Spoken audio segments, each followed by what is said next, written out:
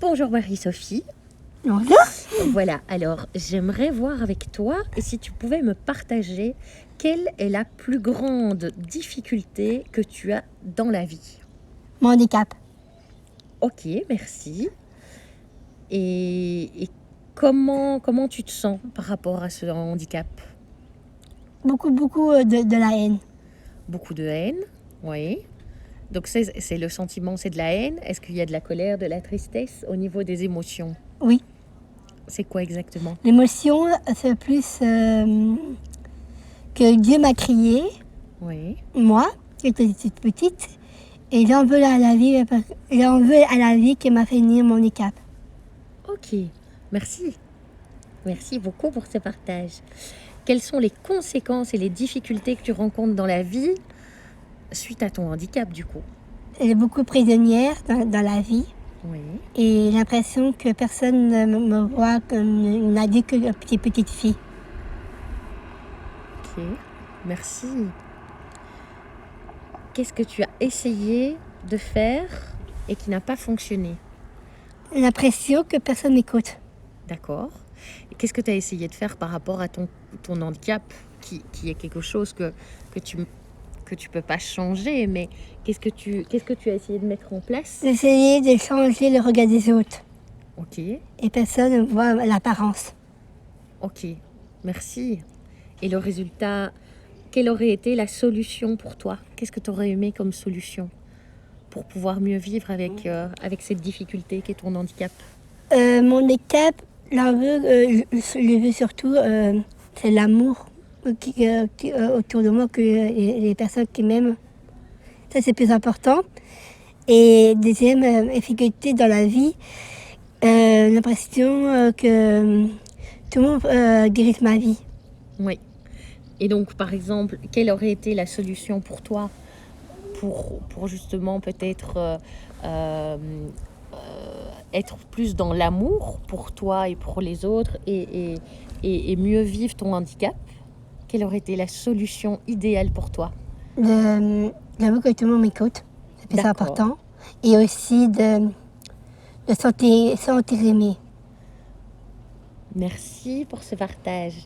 Et tu penses que ta vie, elle aurait ressemblé à quoi si le problème avait été si le problème avait été réglé, si à l'heure d'aujourd'hui, eh ben, les gens t'écoutaient et t'aimaient comme tu voudrais qu'ils t'aiment.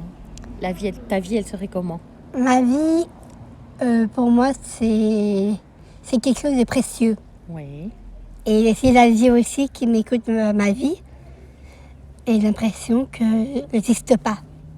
mhm, C'est un être cher qui personne m'écoute. J'ai l'impression que il y a certaines personnes qui me rejettent, parfois l'amour et la haine parfois, toi. oui, Il y a un peu mélangé tout ça, et c'est différent entre handicap et ma vie d'être une femme, d'être adulte, toi.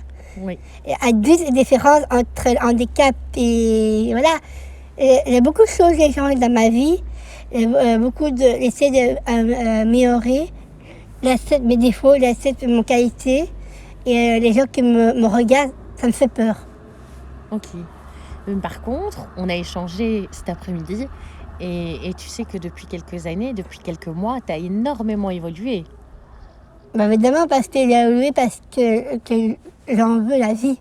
J'aime la vie, et ça me fait peur en même temps. Venir comme un adulte, quoi. J'étais tout petite, j'ai grandi, petit à petit, et puis j'ai l'impression que mes parents sont jamais là. Oui. Et que j'ai l'impression qu'ils n'existent pas pour eux. Mhm, Et ils ne vont pas grandir. oui. C'est ça qui est difficile, la difficulté dans la vie, qu'on m'emprisonne tout à fait ma vie quotidienne. Et ça ne voit pas qu'il y a des personnes qui ne voient pas la différence entre Marie-Sophie et l'amour que les gens qui me donnent. Oui. La différence entre les deux, c'est j'ai beaucoup la haine en moi parce que personne qui m'écoute jamais, qui n'existe pas. Oui.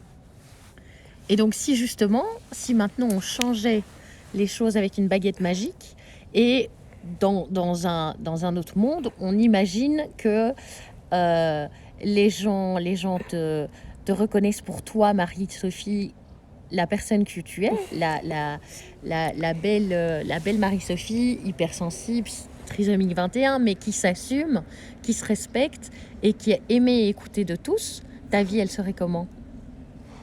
Ma vie maintenant?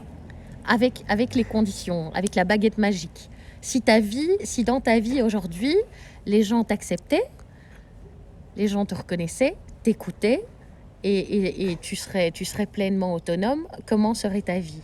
Ma vie, elle veut avoir ma propre vie s'envoler. Et ça, c'est le plus important. De l'amour et s'envoler ma propre vie comme tout le monde. Oui. Super. Est-ce que tu serais d'accord que je partage cette interview sur le groupe de l'accompagnement Ikigai avec les autres thérapeutes hypersensibles? Évidemment. T'es d'accord que je partage cet enregistrement? Bah évidemment. Merci Marie. Aussi, le reportage Audrey Bonneau par rapport à mon décam, comment je vis à Saint-Alice. Alors, bon écoute à tout le monde et qui est celle qui m'interroge. Je vous embrasse tous.